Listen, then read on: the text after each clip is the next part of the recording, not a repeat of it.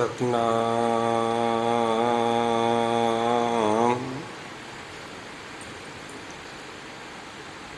वाहिगुरु साहिब जीओ।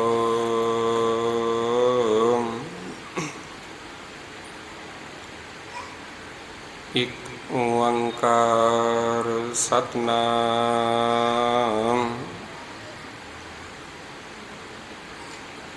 करता पुरख निरभउ निर्वैर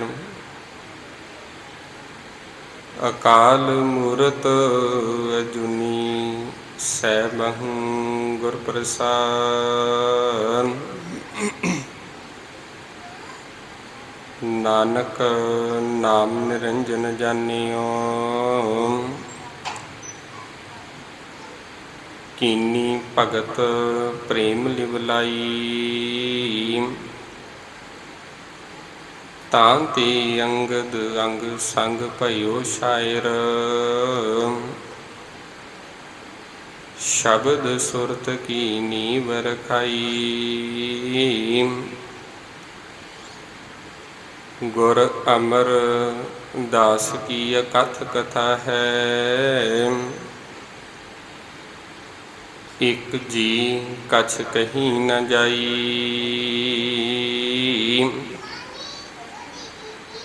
कन हर बूंद बसोर मावल कुसम बसंत गनंत न आवै। रव सस किरण उदर सागर को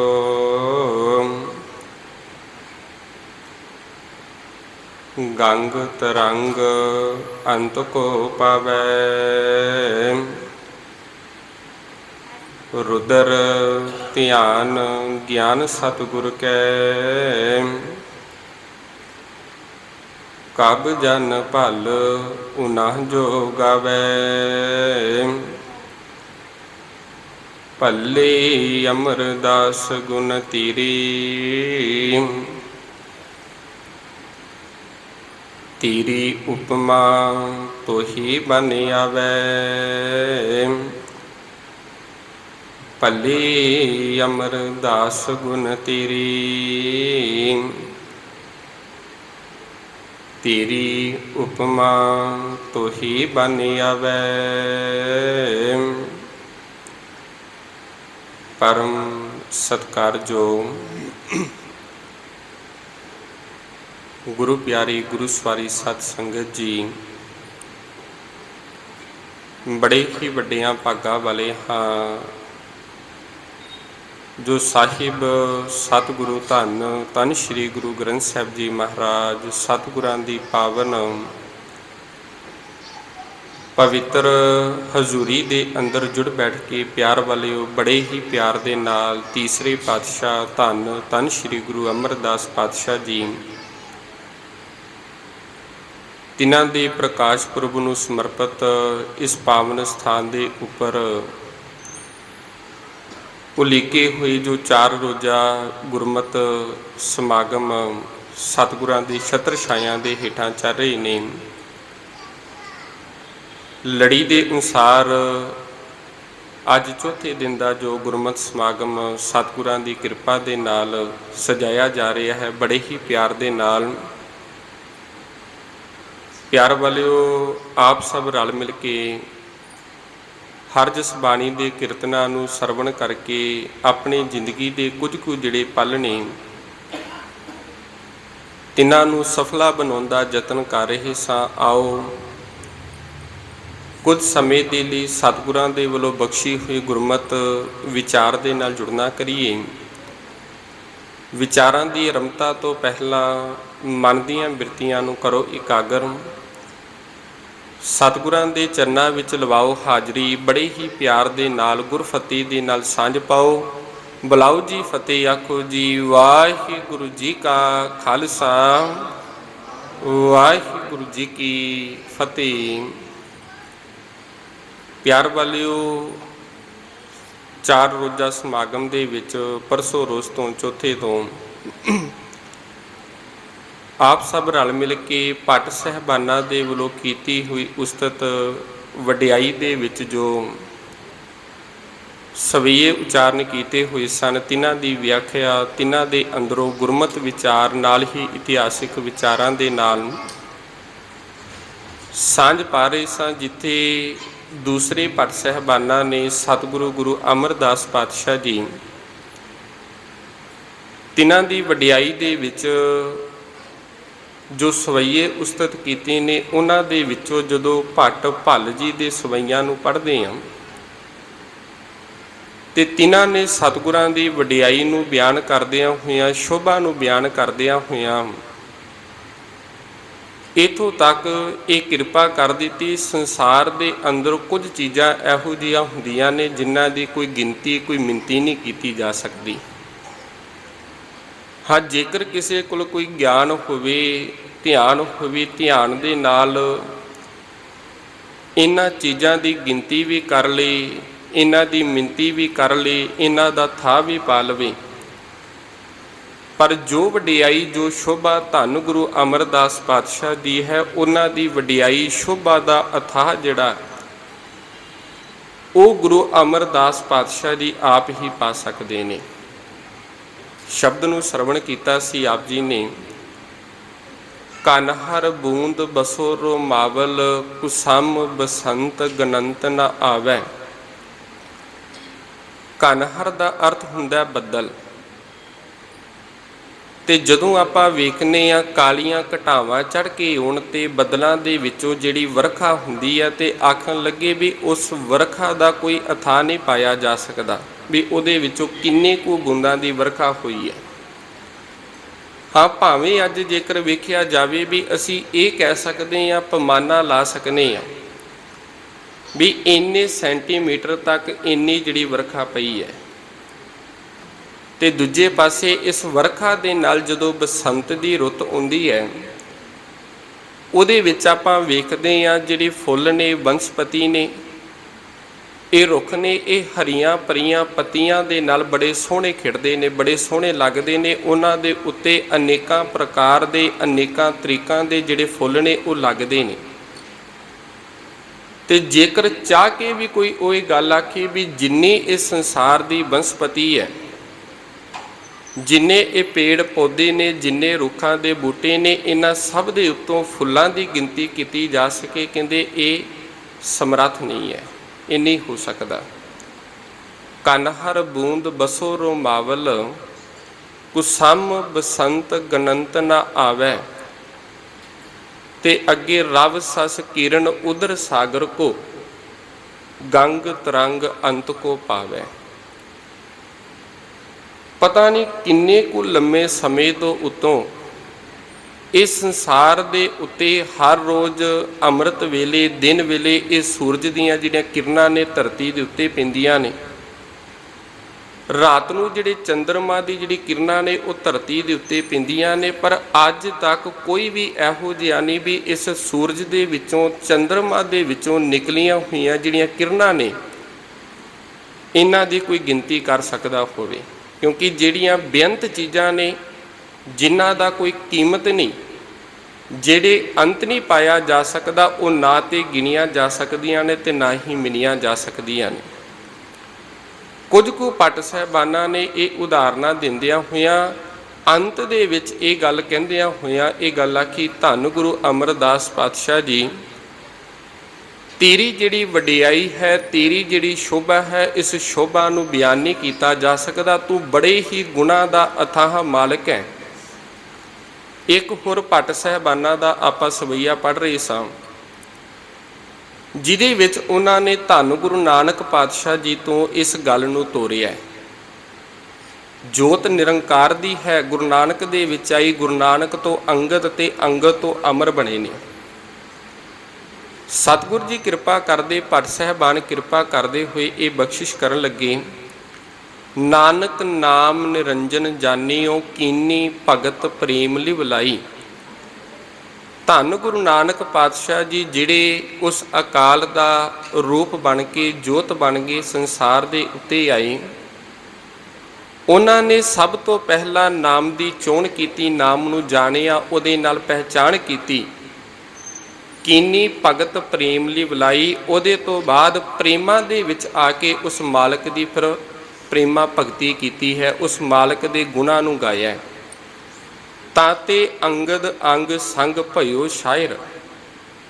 ਤੇ ਉਸ ਹੀ ਗੁਰੂ ਨਾਨਕ ਦੇ ਨਾਲ ਜੁੜ ਕੇ ਧੰਨ ਬਾਬਾ ਲਹਿਣਾ ਜੀ ਗੁਰੂ ਅੰਗਦ ਦਾ ਰੂਪ ਹੋ ਕੇ ਜਿੱਥੇ ਉਸ ਮਾਲਕ ਪਰਮਾਤਮਾ ਦੀ ਵਡਿਆਈ ਕਰ ਰਹੇ ਨੇ, ਉਸ ਮਾਲਕ ਦੀ ਸ਼ੋਭਾ ਨੂੰ ਗਾ ਰਹੇ ਨੇ, ਉਹਦੇ ਨਾਲ ਨਾਲ ਸ਼ਬਦ ਸੁਰਤ ਕੀ ਨੀਂਵ ਰਖਾਈ ਤੇ ਨਾਲ ਨਾਲ ਇਹ ਵੀ ਸੰਸਾਰ ਨੂੰ ਇੱਕ ਦੇਣ ਦਿੱਤੀ ਵੀ ਭਾਈ ਜੇਕਰ ਤੁਸੀਂ ਆਪਣੇ ਮਨ ਦਾ ਟਿਕਾ ਚਾਹੁੰਦੇ ਹੋ, ਜੇਕਰ ਤੁਸੀਂ ਚਾਹੁੰਦੇ ਹੋ ਤੁਹਾਡਾ ਮਨ ਟਿਕ ਸਕੇ, ਤੁਹਾਨੂੰ ਆਪਣਾ ਜਿਹੜਾ ਮਨ ਹੈ ਉਹ ਫਿਰ ਸ਼ਬਦ ਦੇ ਵਿੱਚ ਜੋੜਨਾ ਪਵੇਗਾ। ਕਿਉਂਕਿ ਜਿੰਨੇ ਸਮੇਂ ਤੱਕ ਮਨ ਜੁੜੇਗਾ ਨਹੀਂ, ਉਸੇ ਦਿਨ ਤੋਂ ਆਪਾਂ ਇਹ ਵਿਚਾਰ ਕਰ ਰਹੇ ਹਾਂ ਜਿਹੜੇ ਜੁੜੇ ਹੋਏ ਨੇ ਉਹਨਾਂ ਦਾ ਚੱਲਿਆ ਹੋਇਆ ਕਦਮ ਵੀ ਪ੍ਰਵਾਨ ਹੈ। ਜਿਹੜੇ ਇੱਕ ਵਾਰੀ ਟੁੱਟ ਗਏ ਤੇ ਉਹ ਭਾਵੇਂ ਸਫ਼ਰ ਸਾਰੀ ਉਮਰ ਕਰਦੇ ਰਹਿਣ ਤੇ ਉਹਨਾਂ ਦਾ ਚੱਲਿਆ ਹੋਇਆ ਵੀ ਪ੍ਰਵਾਨ ਨਹੀਂ ਹੁੰਦਾ। ਜੁੜਿਆ ਹੋਇਆਂ ਦਾ ਇੱਕ ਕਦਮ ਵੀ ਪ੍ਰਵਾਨ ਹੈ, ਟੁੱਟਿਆਂ ਹੋਇਆਂ ਦਾ ਉਹ ਆਪਣੀ ਉਮਰ ਤੇ ਗਵਾ ਕੇ ਸੰਸਾਰ ਦੇ ਉੱਤੋਂ ਚਲੇ ਜਾਂਦੇ ਨੇ, ਪਰ ਉਹਨਾਂ ਦਾ ਪ੍ਰਵਾਨ ਨਹੀਂ। ਇੱਕ ਨਿੱਕੀ ਜਿਹੀ ਘਟਨਾ, ਮਨੁੱਖ ਨੂੰ ਬਿਮਾਰੀ ਹੋਵੇ, ਕੋਈ ਬਿਮਾਰੀ ਹੁੰਦੀ ਹੈ ਤੇ ਕਈ ਵਾਰੀ ਮਨੁੱਖ ਉਹਦੇ ਤੋਂ ਅਣਜਾਣ ਹੁੰਦਾ, ਉਸਨੂੰ ਇਹਦੇ ਬਾਰੇ ਜਾਣਕਾਰੀ ਨਹੀਂ ਹੁੰਦੀ, ਉਹ ਵੱਖਰੀ ਗੱਲ ਹੈ। ਤੇ ਜੇਕਰ ਜਾਣਕਾਰੀ ਹੋ ਜਾਵੇ, ਜਾਣਕਾਰੀ ਤੋਂ ਬਾਅਦ ਉਹ ਫਿਰ ਇਲਾਜ ਦੇ ਵੱਲ ਭੱਜਦਾ ਵੀ ਮੈਨੂੰ ਇਹ ਰੋਗ ਹੈ, ਮੈਂ ਇਸ ਰੋਗ ਦਾ ਇਲਾਜ ਲੱਭਾਂ। ਤੇ ਤੀਜੇ ਪ੍ਰਕਾਰ ਦੇ ਲੋਕ ਇਹ ਨੇ ਵੀ ਜਿਹੜੇ ਬਿਮਾਰੀ ਨੂੰ ਲੱਭ ਲਿਆ, ਸਿਆਣੇ ਦੇ ਕੋਲ, ਡਾਕਟਰ ਦੇ ਕੋਲ ਚਲੇ ਗਏ, ਵੈਦ ਦੇ ਕੋਲ ਚਲੇ ਗਏ, ਵੈਦ ਦੇ ਕੋਲ ਜਾ ਕੇ ਉਸ ਬਿਮਾਰੀ ਦਾ ਇਲਾਜ ਵੀ ਕਰਵਾਉਣਾ ਸ਼ੁਰੂ ਕਰ ਦਿੱਤਾ, ਉਹਦੀ ਦਵਾਈ ਲੈਣੀ ਜਿਹੜੀ ਸ਼ੁਰੂ ਕਰ ਦਿੱਤੀ। ਹੌਲੀ ਹੌਲੀ ਕਰਕੇ ਉਹ ਜਿਹੜਾ ਰੋਗ ਹੈ ਉਹ ਰੋਗ ਪਕੜਿਆ ਗਿਆ ਤੇ ਉਹ ਰੋਗ ਤੋਂ ਖਲਾਸੀ ਪ੍ਰਾਪਤ ਹੋ ਗਈ। ਇਸੇ ਪ੍ਰਕਾਰ ਪਿਆਰ ਵਾਲਿਓ, ਸਾਡਾ ਜਿਹੜਾ ਸਰੀਰ ਹੈ, ਮਨ ਹੈ, ਇਹ ਵੀ ਇੱਕ ਰੋਗੀ ਹੈ। ਮਨ ਰੋਗੀ ਹੋਇਆ ਪਿਆ, ਮਨ ਟਿਕਾਊ ਦੇ ਵਿੱਚ ਨਹੀਂ ਆ ਰਿਹਾ ਕਿ ਕਈ ਵਾਰੀ ਸਾਨੂੰ ਨਹੀਂ ਪਤਾ ਲੱਗਦਾ ਵੀ ਸਾਡਾ ਮਨ ਟਿਕਾਊ ਦੇ ਵਿੱਚ ਨਹੀਂ, ਸਾਡਾ ਮਨ ਟਿਕਦਾ ਨਹੀਂ। ਬੜੇ ਸੰਸਾਰ ਦੇ ਲੋਕ ਨੇ ਯਤਨ ਕਰ ਰਹੇ ਨੇ, ਕੋਸ਼ਿਸ਼ ਕਰ ਰਹੇ ਨੇ ਵੀ ਇਸ ਟਿਕਾਊ ਨੂੰ, ਮਨ ਨੂੰ ਕਿਸੇ ਨਾ ਕਿਸੇ ਤਰੀਕੇ ਦੇ ਨਾਲ ਟਿਕਾਇਆ ਜਾ ਸਕੇ, ਪਰ ਉਹਨਾਂ ਨੂੰ ਕੋਈ ਤਰੀਕਾ ਨਹੀਂ, ਢੰਗ ਤਰੀਕੇ ਦਾ ਪਤਾ ਨਹੀਂ ਕਿਵੇਂ ਮਨ ਟਿਕ ਸਕਦਾ ਹੈ। ਬਿਮਾਰੀ ਹੈ, ਬਿਮਾਰੀ ਦਾ ਪਤਾ ਨਹੀਂ। ਦੂਸਰੇ ਇਹ ਨੇ ਜਿਨ੍ਹਾਂ ਨੂੰ ਇਸ ਗੱਲ ਦੀ ਸਮਝ ਹੈ ਮਨ ਟਿਕਾਊ ਦੇ ਵਿੱਚ ਨਹੀਂ, ਤੇ ਮਨ ਟਿਕ ਕਿਵੇਂ ਜਾ ਸਕਦਾ ਹੈ? ਜਦੋਂ ਸ਼ਬਦ ਦੇ ਨਾਲ ਜੁੜਾਂਗੇ, ਗੁਰੂ ਦੇ ਨਾਲ ਜੁੜਾਂਗੇ, ਮਨ ਟਿਕਾਊ ਦੇ ਵਿੱਚ ਆ ਸਕਦਾ ਹੈ। ਉਹਨਾਂ ਨੂੰ ਬਿਮਾਰੀ ਦਾ ਪਤਾ ਲੱਗ ਗਿਆ ਤੇ ਉਹਨਾਂ ਨੇ ਫਿਰ ਇਲਾਜ ਲੱਭਣਾ ਸ਼ੁਰੂ ਕਰ ਦਿੱਤਾ। ਇਹੀ ਗੱਲ ਬਾਬਾ ਲਹਿਣਾ ਜੀ ਤੇ ਗੁਰੂ ਅਮਰਦਾਸ ਪਾਤਸ਼ਾਹ ਜੀ, ਮਨ ਟਿਕਾਊ ਦੇ ਵਿੱਚ ਨਹੀਂ ਹੁੰਦਾ ਤੇ ਅਸਲ ਗੁਰੂ ਦੀ ਭਾਲ ਸ਼ੁਰੂ ਹੋ ਗਈ ਸੀ। ਬਿਮਾਰੀ ਦਾ ਪਤਾ ਲੱਗਾ, ਡਾਕਟਰ ਦੇ ਵੱਲ, ਵੈਦ ਦੇ ਵੱਲ ਵਧਣਾ ਸ਼ੁਰੂ ਹੋ ਗਏ। ਤੀਸਰੇ ਉਹ ਮਨੁੱਖ ਜਿਨ੍ਹਾਂ ਨੂੰ ਹੁਣ ਬਿਮਾਰੀ ਦਾ ਪਤਾ ਲੱਗ ਗਿਆ, ਡਾਕਟਰ ਵੀ ਮਿਲ ਗਿਆ, ਡਾਕਟਰਾਂ ਨੂੰ ਮਿਲ ਕੇ ਕੀ ਕੀਤਾ, ਆਪਣੀ ਬਿਮਾਰੀ ਦਾ ਇਲਾਜ ਵੀ ਕਰਾ ਲਿਆ। ਇਸੇ ਪ੍ਰਕਾਰ ਮਨੁੱਖ ਭਟਕਣਾ ਦੇ ਵਿੱਚ ਹੈ, ਮਨ ਭਟਕ ਰਿਹਾ ਹੈ ਤੇ ਇਹਦੀ ਦਵਾਈ ਦਾ ਪਤਾ ਸਾਨੂੰ, ਗੁਰੂ ਦੇ ਕੋਲ ਦਵਾਈ ਹੈ। ਸ਼ਬਦ ਦੇ ਵਿੱਚ ਸੁਰਤ ਜੋੜਾਂਗੇ ਤੇ ਸਾਡਾ ਮਨ ਟਿਕ ਸਕਦਾ ਹੈ। ਇਸ ਗੱਲ ਨੂੰ ਜਾਣਦਿਆਂ ਹੋਇਆਂ ਉਹਨਾਂ ਨੇ ਸ਼ਬਦ ਦੇ ਵਿੱਚ ਆਪਣੀ ਸੁਰਤ ਨੂੰ ਟਿਕਾਇਆ ਤੇ ਸੁਰਤ ਨੂੰ ਟਿਕਾ ਕੇ ਫਿਰ ਆਪਣੇ ਮਨ ਨੂੰ ਟਿਕਾਊ ਦੇ ਵਿੱਚ ਲੈ ਲਿਆ। ਤੇ ਇਹੋ ਜਿਹੇ ਜਿਹੜੇ ਮਨੁੱਖ ਨੇ ਉਹ ਸੰਸਾਰ ਦੇ ਉੱਤੇ ਆ ਕੇ ਵੱਡਿਆਂ ਭਾਗਾਂ ਵਾਲੇ ਹੁੰਦੇ ਨੇ। ਤੇ ਇਹਨਾਂ ਦੀ ਸਿਫਤ ਦੇ ਵਿੱਚ ਹੀ ਫਿਰ ਸਤਿਗੁਰਾਂ ਨੇ ਬਾਣੀ ਦੇ ਵਿੱਚ ਇਹ ਗੱਲ ਆਖੀ ਸੀ, ਇਹੋ ਜਿਹੇ ਗੁਰਸਿੱਖਾਂ ਦੇ ਉੱਤੋਂ ਮੈਂ ਬਲਿਹਾਰਨੇ ਜਾਣਾ, ਜਿਹੜੇ ਆਪ ਤੇ ਮਾਲਕ ਦਾ ਨਾਮ ਜਪਦੇ ਨੇ, ਆਪ ਤੇ ਜੁੜੇ ਹੋਏ ਨੇ ਤੇ ਹੋਰਨਾਂ ਨੂੰ ਵੀ ਜੋੜਨ ਦੀ ਕੋਸ਼ਿਸ਼ ਕਰਦੇ ਨੇ। ਕਹਿਣ ਤੋਂ ਮੁਰਾਦ ਇਹ ਵੀ ਜਿਹੜੇ ਆਪ ਤੇ ਮਨ ਦਾ ਇਲਾਜ ਲੱਭ ਲਿਆ, ਦਵਾਈ ਲੱਭ ਲਈ ਹੈ ਤੇ ਦੂਸਰਿਆਂ ਨੂੰ ਵੀ ਇਸ ਇਲਾਜ ਦੇ ਬਾਰੇ ਦੱਸ ਰਹੇ ਨੇ। ਤੇ ਆਪਾਂ ਪੜ੍ਹਦੇ ਹਾਂ ਬਚਨ ਸਤਿਗੁਰਾਂ ਦੀ ਬਾਣੀ ਦੇ ਵਿੱਚੋਂ, ਵੀ ਇਹੋ ਜਿਹੇ ਗੁਰੂ ਦੇ ਉੱਤੋਂ ਮੈਂ, ਇਹੋ ਜਿਹੇ ਸਿੱਖ ਦੇ ਉੱਤੋਂ ਮੈਂ ਬਲਿਹਾਰਨੇ ਜਾਣਾ, ਉਹਨਾਂ ਦੇ ਚਰਨਾਂ ਦੀ ਧੂੜ ਨੂੰ ਮੈਂ ਮੰਨਣਾ। ਪਰ ਖੈਰ ਭੱਟ ਸਾਹਿਬਾਨੇ ਕਿਰਪਾ ਕਰਦੇ ਆਖਣ ਲੱਗੇ, ਤਾਤੇ ਅੰਗਦ ਅੰਗ ਸੰਗ ਭਇਓ ਸ਼ਾਇਰ, ਸ਼ਬਦ ਸੁਰਤ ਕੀ ਨੀਂਵ ਰਖਾਈ, ਗੁਰ ਅਮਰਦਾਸ ਕੀ ਅਕਥ ਕਥਾ ਹੈ। ਗੁਰੂ ਅੰਗਦ ਪਾਤਸ਼ਾਹ ਜੀ ਨੇ ਸਾਡੀ ਝੋਲੀ ਦੇ ਵਿੱਚ ਸ਼ਬਦ ਤੇ ਸੁਰਤ ਨੂੰ ਪਾ ਦਿੱਤਾ, ਟਿਕਾਊ ਦੇ ਵਿੱਚ ਲੈ ਆਉਂਦਾ। ਤੇ ਤੀਸਰੇ ਜਦੋਂ ਗੁਰੂ ਅਮਰਦਾਸ ਪਾਤਸ਼ਾਹ ਦੀ ਗੱਲ ਆਈ, ਉਹਨਾਂ ਦੇ ਗੁਣਾਂ ਦੀ ਗੱਲ ਆਈ, ਤੇ ਭੱਟ ਸਾਹਿਬ ਜੀ ਕਿਰਪਾ ਕਰਦੇ ਭਾਈ ਉਹਨਾਂ ਦੇ ਗੁਣਾਂ ਦੀ ਜਿਹੜੀ ਕਥਾ ਹੈ ਉਹ ਅਕਥ ਹੈ। ਉਹ ਇੰਨੇ ਕੁ ਗੁਣਾਂ ਦੇ ਮਾਲਕ ਨੇ ਜਿਨ੍ਹਾਂ ਦੇ ਉੱਤੇ ਧੰਨ ਗੁਰੂ ਅੰਗਦ ਪਾਤਸ਼ਾਹ ਜੀ 12 ਬਖਸ਼ਿਸ਼ਾਂ ਕਰ ਰਹੇ ਨੇ। ਨਿਮਾਣਿਆਂ ਦੇ ਮਾਨ ਨੇ, ਤਾਣਿਆਂ ਦੇ ਤਾਨ ਨੇ, ਓਟਿਆਂ ਦੀ ਓਟ, ਜਿਹਦੇ ਉੱਤੇ ਗੁਰੂ ਇੰਨੀਆਂ ਬਖਸ਼ਿਸ਼ਾਂ ਕਰ ਰਿਹਾ ਤੇ ਉਹਦੇ ਅੰਦਰ ਕਿੰਨੇ ਕੁ ਗੁਣ ਹੋਣਗੇ।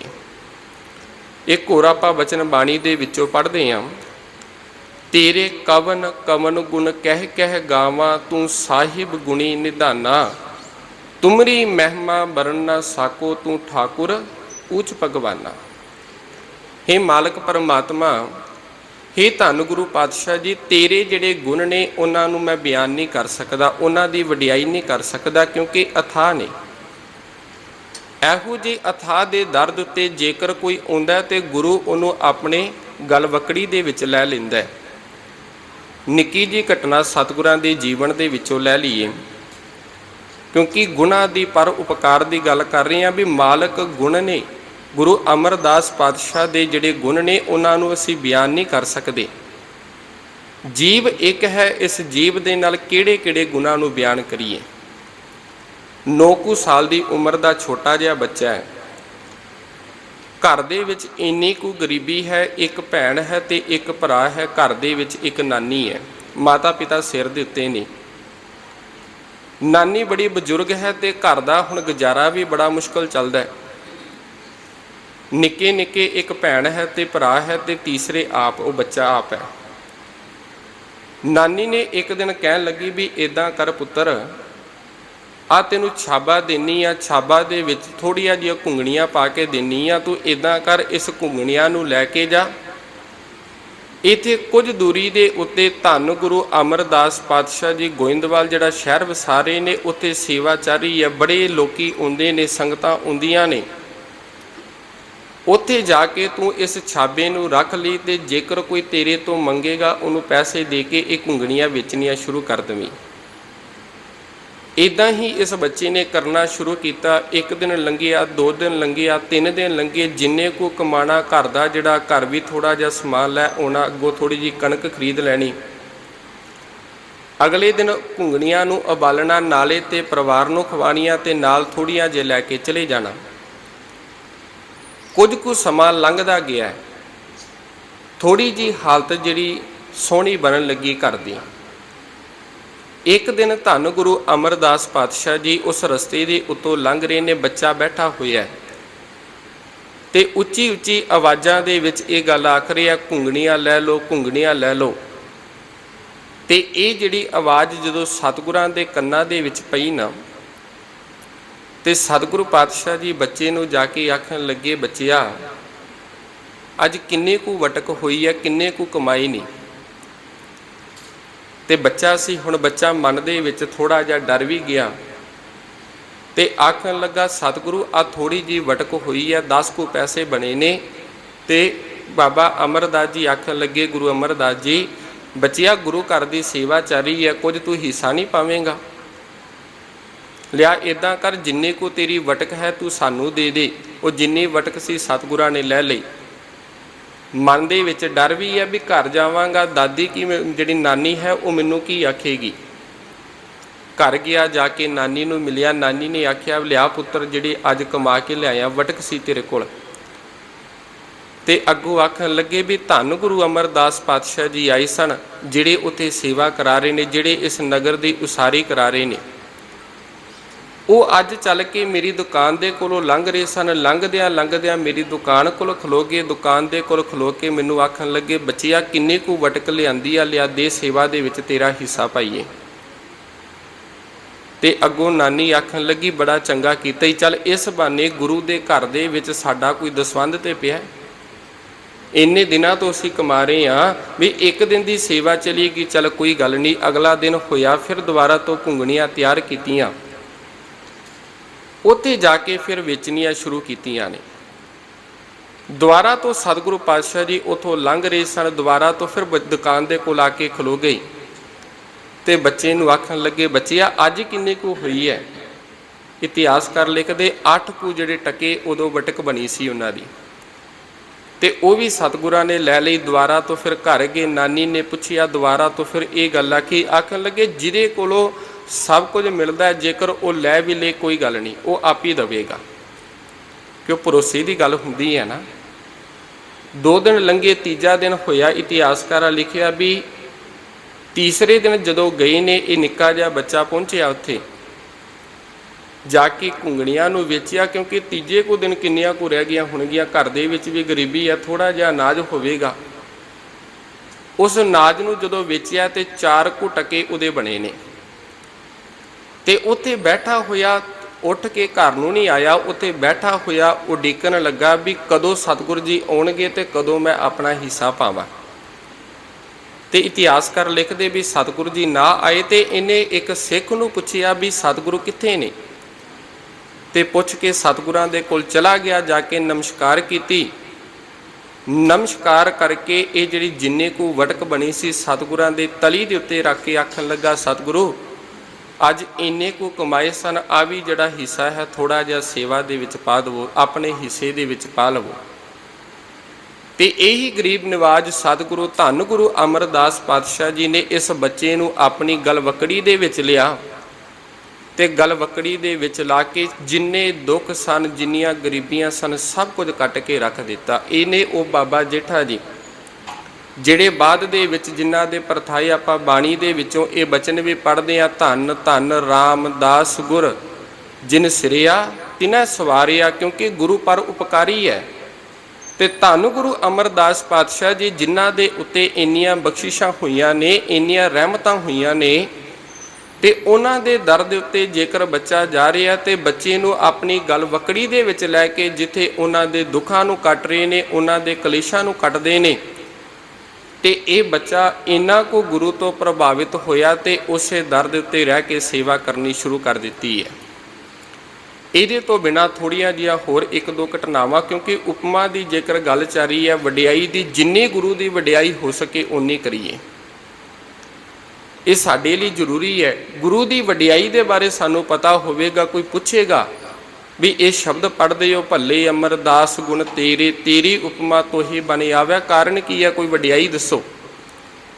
ਇਸੇ ਹੀ ਦਰ ਦੇ ਉੱਤੇ ਕੁਝ ਹੀ ਦੂਰੀ ਦੇ ਉੱਤੇ ਗੋਇੰਦਵਾਲ ਦੀ ਧਰਤੀ ਦੇ ਉੱਤੇ ਬਾਹਰ ਇੱਕ ਰੋਗੀ ਰਹਿੰਦਾ ਹੈ, ਜਿਹੜਾ ਬੜਾ ਕਰਲਾਉਂਦਾ, ਆਪਣੇ ਰੋਗ ਦੇ ਕਰਕੇ ਬੜਾ ਦੁਖੀ ਹੈ। ਇੱਥੋਂ ਤੱਕ ਇਤਿਹਾਸਕਾਰ ਲਿਖਦੇ ਨੇ ਜਦੋਂ ਰਾਤ ਦਾ ਹਨੇਰਾ ਹੋਣਾ ਨਾ, ਅੱਧੀ ਕੁ ਰਾਤ ਹੋਣੀ, ਇੰਨੀ ਕੁ ਉੱਚੀ ਇਹਨੇ ਰੋਣਾ, ਤੇ ਨਗਰ ਦੇ ਜਿਹੜੇ ਲੋਕ ਸਨ ਕਈ ਵਾਰੀ ਉਹਨਾਂ ਦਾ ਤਰਾਹ ਨਿਕਲ ਜਾਣਾ। ਜਾਣਦੇ ਸਾਰੇ ਸਨ ਕੌਣ ਹੈ, ਇੱਕ ਉੱਥੋਂ ਦਾ ਸ਼ਾਹੂਕਾਰ ਜੀ ਦਾ ਇੱਕ ਸਮੇਂ ਦਾ ਨਾਮ ਵੱਜਦਾ ਸੀ, ਬੜਾ ਧਨਾੜ ਸੀ।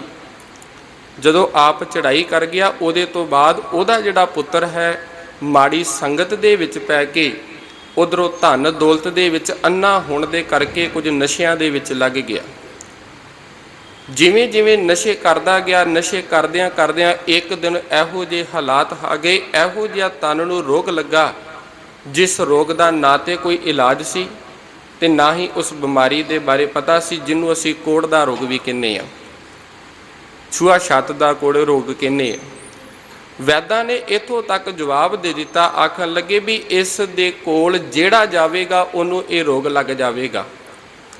ਨਗਰ ਦੇ ਲੋਕਾਂ ਨੇ ਸਲਾਹ ਕੀਤੀ, ਇੱਦਾਂ ਕਰੋ ਇਹਨੂੰ ਨਗਰ ਤੋਂ ਬਾਹਰ ਕੱਢ ਦੇਵੋ, ਨਿੱਕੀ ਜੀ ਝੋਪੜੀ ਬਣਾ ਦੇਵੋ, ਉਸ ਝੋਪੜੀ ਦੇ ਵਿੱਚ ਰਵੇਗਾ ਤੇ ਬਾਹਰ ਇਹਦਾ ਕੋਈ ਨਿੱਕਾ ਜਿਹਾ ਬਾਟਾ ਰੱਖ ਦੇਵੋ, ਜਿਹਦੇ ਤੇ ਕੋਈ ਤਰਸ ਆਵੇਗਾ ਇਹਦੇ ਵਿੱਚ ਕੋਈ ਰੋਟੀ ਟੁੱਕ ਪਾ ਜਾਵੇਗਾ, ਇਹ ਖਾ ਲਿਆ ਕਰੇਗਾ।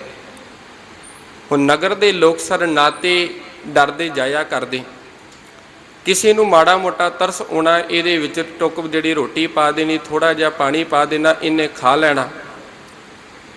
ਦੂਜੇ ਪਾਸੇ ਇੰਨਾ ਕੁ ਇਹ ਰੋਇਆ ਕਰਦਾ, ਹਰ ਰੋਜ਼ ਇਹ ਅਰਦਾਸਾਂ ਕਰ ਰਿਹਾ, ਜੋਦੜੀ ਕਰ ਰਿਹਾ, ਰੱਬਾ ਇਹਦੇ ਨਾਲੋਂ ਚੰਗਾ ਹੁੰਦਾ ਤੇ ਮੈਂ ਸੰਸਾਰ ਤੋਂ ਮੈਨੂੰ ਚੁੱਕ ਲੈ।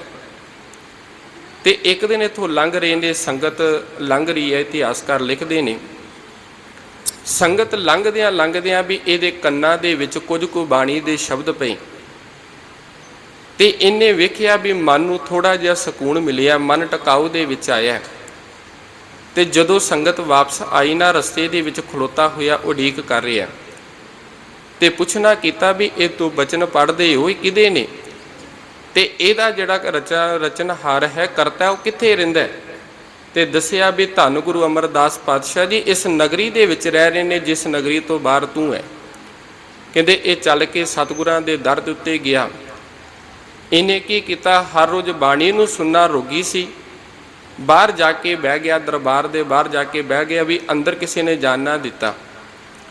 ਤੇ ਜਦੋਂ ਸਤਿਗੁਰੂ ਪਾਤਸ਼ਾਹ ਜੀ ਬਾਹਰ ਨੂੰ ਆਏ ਨੇ ਤੇ ਬਾਹਰ ਦਰਬਾਰ ਦੇ ਬਾਹਰ ਵੇਖਿਆ ਵੀ ਕੋਈ ਬੈਠਾ ਹੋਇਆ, ਤੇ ਸਤਿਗੁਰਾਂ ਨੇ ਇਹਦੇ ਉੱਤੇ ਕਿਰਪਾ ਕੀਤੀ ਤੇ ਗੁਰੂ ਦੀ ਕਿਰਪਾ ਦੇ ਨਾਲ ਇਹਦਾ ਜਿਹੜਾ ਰੋਗ ਹੈ, ਇਹ ਰੋਗ ਕੱਟਿਆ ਗਿਆ।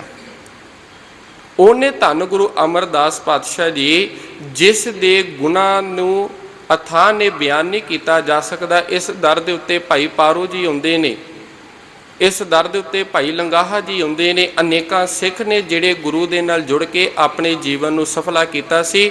ਉਹ ਧੰਨ ਗੁਰੂ ਅਮਰਦਾਸ ਪਾਤਸ਼ਾਹ ਜੀ, ਜਿਨ੍ਹਾਂ ਦੇ ਬਾਰੇ ਅੱਜ ਭੱਟ ਪਲ ਜੀ ਇਹ ਕਿਰਪਾ ਕਰਦਿਆਂ ਹੋਇਆਂ ਇਹ ਬਖਸ਼ਿਸ਼ਾਂ ਕਰਦੇ ਨੇ, ਭੱਲੇ ਅਮਰਦਾਸ ਗੁਣ ਤੇਰੇ, ਤੇਰੀ ਉਪਮਾ ਤੋਹੀ ਬਨ ਆਵੈ, ਕਨਹਰ ਬੂੰਦ ਬਸੋ ਰੁਮਾਵਲ, ਕੁਸੰਭ ਸੰਤ ਗਨੰਤ ਨ ਆਵੈ, ਰਵ ਸਸ ਕਿਰਨ ਉਦਰ ਸਾਗਰ ਕੋ, ਗੰਗ ਤੁਰੰਗ ਅੰਤ ਕੋ ਪਾਵੈ, ਰੁਦਰ ਧਿਆਨ ਗਿਆਨ ਸਤਿਗੁਰ ਕੈ, ਕਬ ਜਨ ਭਲ ਉਨਾ ਜੋ ਗਾਵੈ। ਪਿੱਛੇ ਬਖਸ਼ਿਸ਼ ਕੀਤੀ, ਬੇਨਤੀ ਕੀਤੀ ਵੀ ਕੁਝ ਚੀਜ਼ਾਂ ਇਹੋ ਜਿਹੀਆਂ ਜਿਨ੍ਹਾਂ ਦੀ ਗਿਣਤੀ ਨਹੀਂ ਕੀਤੀ ਜਾ ਸਕਦੀ, ਪਰ ਭੱਟ ਭਲ ਜੀ ਕਿਰਪਾ ਕਰਦੇ ਵੀ ਜੇਕਰ ਕੋਈ ਸ਼ਿਵ ਜੀ ਦੀ ਤਰ੍ਹਾਂ ਸਮਾਧੀ ਲਾ ਕੇ, ਕੋਈ ਧਿਆਨ ਟਿਕਾ ਕੇ, ਕੋਈ ਗੁਰੂ ਦਾ ਗਿਆਨ ਲੈ ਕੇ, ਕੋਈ ਇਹਨਾਂ ਸਭ ਚੀਜ਼ਾਂ ਦਾ ਜੇਕਰ ਕੋਈ ਬਿਆਨ ਕਰ ਵੀ ਦੇਵੇ, ਇਹਨਾਂ ਦਾ ਵਰਣਨ ਵੀ ਕਰ ਦੇਵੇ, ਪਰ ਫਿਰ ਵੀ ਧੰਨ ਗੁਰੂ ਅਮਰਦਾਸ ਪਾਤਸ਼ਾਹ ਜੀਓ, ਤੁਹਾਡੇ ਜਿਹੜੇ ਗੁਣ ਨੇ ਇਹਨਾਂ ਨੂੰ ਕੋਈ ਬਿਆਨ ਨਹੀਂ ਕਰ ਸਕਦਾ। ਤੇਰੀ ਜਿਹੜੀ ਸਿਫਤ ਸਲਾਹ ਹੈ, ਤੇਰੇ ਕੀਤੇ ਹੋਏ ਇਸ ਸੰਸਾਰ ਦੇ ਉੱਤੇ ਪਰ ਉਪਕਾਰ ਨੇ, ਇਹਨਾਂ ਪਰ ਉਪਕਾਰਾਂ ਦੀ, ਇਹਨਾਂ ਵਡਿਆਈਆਂ ਦਾ ਕੋਈ ਥਾਂ ਨਹੀਂ ਪਾਇਆ ਜਾ ਸਕਦਾ। ਭੱਲੇ ਅਮਰਦਾਸ ਗੁਣ ਤੇਰੇ, ਤੇਰੀ ਉਪਮਾ ਤੋਹੀ ਬਨ ਆਵੈ। ਸੋ ਪਿਆਰ ਵਾਲਿਓ, ਭਾਈ ਸਾਹਿਬ ਜੀ ਪਹੁੰਚ ਚੁੱਕੇ ਨੇ। ਸੋ ਅੱਜ ਅੰਤਲੇ ਚੌਥੇ ਦਿਨ ਦੀ ਜੋ ਲੜੀਵਾਰ ਸਮਾਗਮ ਚੱਲ ਰਹੇ ਨੇ, ਤਿੰਨਾਂ ਦੀ ਸਮਾਪਤੀ ਹੈ। ਸੋ ਪਿਆਰ ਵਾਲਿਓ, ਸਤਿਗੁਰੂ ਪਾਤਸ਼ਾਹ ਜੀ ਕਿਰਪਾ ਕਰਨ, ਗੁਰੂ ਦੀ ਵਿਚਾਰ, ਗੁਰੂ ਦੀ ਵਡਿਆਈ ਸਾਡੇ ਹਿਰਦੇ ਦੇ ਵਿੱਚ ਵਸ ਜਾਵੇ, ਅਸੀਂ ਗੁਰੂ ਵਾਲੇ ਬਣ ਜਾਈਏ, ਬਾਣੀ ਨੂੰ ਪੜ੍ਹੀਏ, ਬਾਣੀ ਨੂੰ ਵਿਚਾਰੀਏ, ਤਾਂ ਜੋ ਸਾਡਾ ਵੀ ਸੰਸਾਰ ਉੱਤੇ ਆਇਆ ਹੋਇਆ ਜਿਹੜਾ ਜੀਵਨ ਹੈ ਸਫਲਾ ਹੋ ਸਕੇ। ਗੁਰੂ ਦੇ ਚਰਨਾਂ ਦੇ ਵਿੱਚ ਇਹੀ ਅਰਦਾਸ ਕਰੀਏ, ਸਤਿਗੁਰੂ ਸਾਡੇ ਤੇ ਵੀ ਕਿਰਪਾ ਕਰੋ, ਸਾਨੂੰ ਵੀ ਆਪਣੇ ਚਰਨਾਂ ਦੇ ਨਾਲ ਜੁੜ ਲਵੋ। ਸੋ ਆਪ ਸਭ ਸੰਗਤਾਂ ਨੂੰ ਧੰਨ ਗੁਰੂ ਅਮਰਦਾਸ ਪਾਤਸ਼ਾਹ ਜੀ ਦੇ ਪ੍ਰਕਾਸ਼ ਪੁਰਬ ਦੀਆਂ ਲੱਖ ਲੱਖ ਵਧਾਈਆਂ ਹੋਵਨ ਜੀ।